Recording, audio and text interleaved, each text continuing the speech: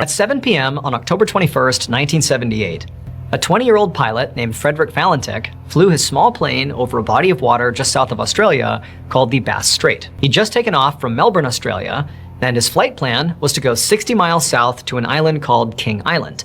And he was really excited about this flight. Not so much about where he was going, but because this represented the first time he'd actually be flying by himself at night.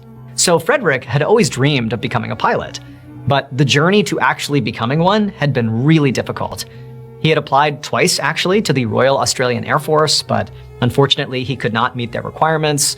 And then also, he had tried to become a commercial airline pilot, but he had failed their tests. But luckily for Frederick, his father had a ton of money, and he ultimately swooped in and funded Frederick to take some private lessons, and through that, he was able to ultimately pass the tests and get his pilot's license. And so, as Frederick coasted along, looking down below at the lights of Melbourne disappearing behind him, he felt like he was on top of the world. He was doing the one thing he had always dreamed of, and he was so happy, and it was so cool to be doing it at night by himself.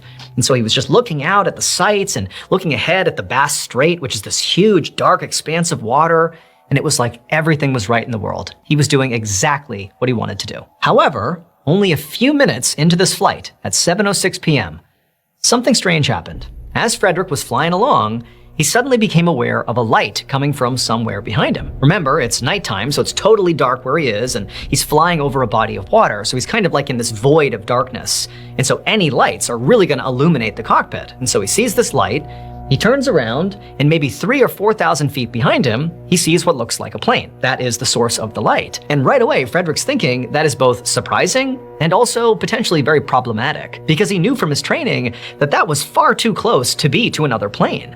And so the only explanation was either that pilot was off course or Frederick was off course.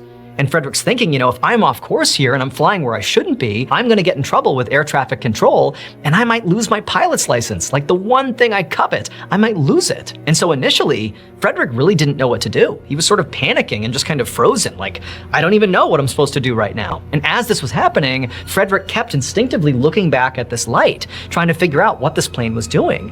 And every time he would turn around over the course of just a few seconds, it was very obvious that this light, this other plane, was gaining on him. And so Frederick starts to worry, like, this is not just about maybe getting in trouble or not. This plane might crash into me. Look how fast they're going. Like, what do I do? And so Frederick, at this point, he double-checked that he was on course, and based on his instruments and what he had been doing, he really felt like he was on course here. And he just thinks, you know what, the best thing I can do here is just call air traffic control. So he grabs the radio and he gets a hold of Melbourne Air Traffic Control and he says, hey, there's this plane that is like right behind me. They're gaining on me. I'm worried they're gonna crash into me. Do I need to deviate? Like, what's going on here? And the air traffic controller very calmly says, okay, let me check the radar. Let me check the schedules. And so Frederick, the whole time he's waiting for a response, he's looking over his shoulder and still this light is gaining on him. It's getting closer and closer. And then finally the controller gets back on the radio and they tell Frederick, there is no other aircraft anywhere near you. Like there's nothing over the Bass Strait. You are completely alone. But Frederick couldn't believe this because by now the light, the aircraft that was right behind him has gotten right behind his. It's basically right on his tail. And Frederick is now completely panicked and he's getting ready to try to explain like, no, wait a minute, like there's gotta be a better explanation here. There's something right here. But at that very moment, it becomes very clear to Frederick that this is not some ordinary aircraft, because it began doing something when it got right up behind his aircraft that no normal aircraft could do. This light suddenly began orbiting Frederick's aircraft. Frederick is traveling forward, and this ball of light is basically whipping around his aircraft as fast as can be. He can barely make it out.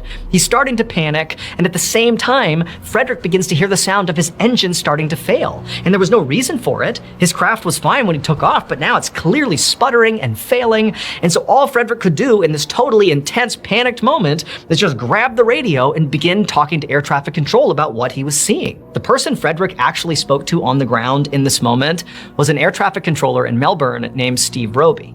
And Frederick would come off to Steve like he was totally crazy and unhinged, and Steve would say that he couldn't really understand what he was talking about, but at some point, Frederick clearly began talking about some sort of craft orbiting his own, and that his engine was starting to fail, and he didn't know what was gonna happen, and he couldn't make an emergency landing, he was over water. And then suddenly Steve remembers hearing this grinding metallic sound come over the radio that basically washed out whatever Frederick was saying. And then it just goes deadly silent. And after that, Frederick disappeared. They searched the area where they knew he was before he disappeared, but they never found his plane. There was no sign of a crash. He never landed at King Island or went back to Melbourne. He was just gone.